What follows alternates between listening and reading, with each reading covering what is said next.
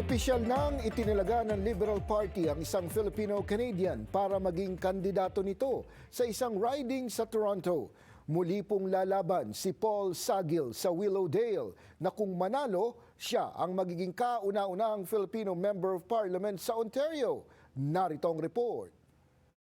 And a community that's, that's changing in terms of its needs. And what we're seeing is also a government that's not paying attention. Formal nang itinalaga ang Filipino-Canadian na si Paul Saguil para opisyal na kandidato ng Liberal Party sa Willowdale riding sa Toronto sa provincial election na inaasahang magaganap sa spring ng 2025. We know from some of the news that Doug Ford is looking to call an early spring election, and we're getting ready to go out and campaign, and we're looking to go out and make sure that Ontarians have a choice in the next election about their government. Tumakbo na noong 2022 Ontario election si Saguil.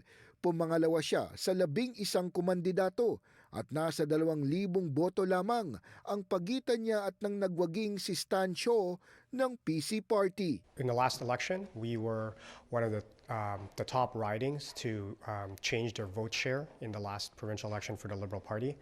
In fact, out of Toronto, we were the second best performance for the Liberals in terms of the vote share gain. Nung tumakbo tayo ng 2022, bago tayo sa politics. Pero ngayon, may experience na tayo, yung team natin malakas. Si Saguil ay isang award-winning Filipino-Canadian lawyer na minsan nang humarap sa Supreme Court of Canada para ipaglaban ang human rights sa bansa. Isa rin sa kanyang advokasya ang paglaban sa korupsyon. People are feeling a lot more kind of what's happening with provincial politics, a lot more our healthcare and education and how it's being affected by cuts that are currently happening. So I think Paul is definitely going to be a really strong advocate for his community. Kung mahalal, si Saguil ang magiging kauna-unahang Pilipino na magiging Member of Parliament sa Queen's Park sa Ontario. Kasaysayan na hindi nila imposible, lalo na kung siya'y tutulungan ng malaking Filipino community sa Toronto. Mag-participate tayo lahat at tayong mga kababayan, pwede tayong gumawa ng history ngayon. Kasi ito ang unang-unang chance na merong Filipino MPP sa Queen's Park. Wala pa tayong representative na galing sa komunidad natin. So this would be a history-making opportunity for the Filipino-Canadian community to put a representative in Queen's Park. Ang pagbibigay ng donasyon sa kampanya ni Saguil ay isa lamang sa mga paraan para siya ay matulungan. Maaari din siyang ikampanya ng mga kababayan sa Willowdale sa kanilang mga kapitbahay dahil ito na nila ang magandang pagkakataon para magkaroon ng kinatawan ang mga Pilipino sa Ontario. Paul is, rooted in this community. His family's from here, and he really is doing this for all the right reasons to be here for his community.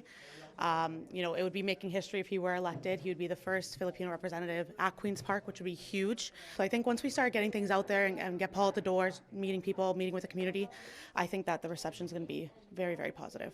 Kung nais mag-volunteer, magbigay ng tulong o makipag-ugnayan kay Saguil, maaaring mag-iwan ng mensahe sa kanyang campaign email na paulsaguilcampaign@gmail.com o di kaya'y sa website na votesaguil.ca.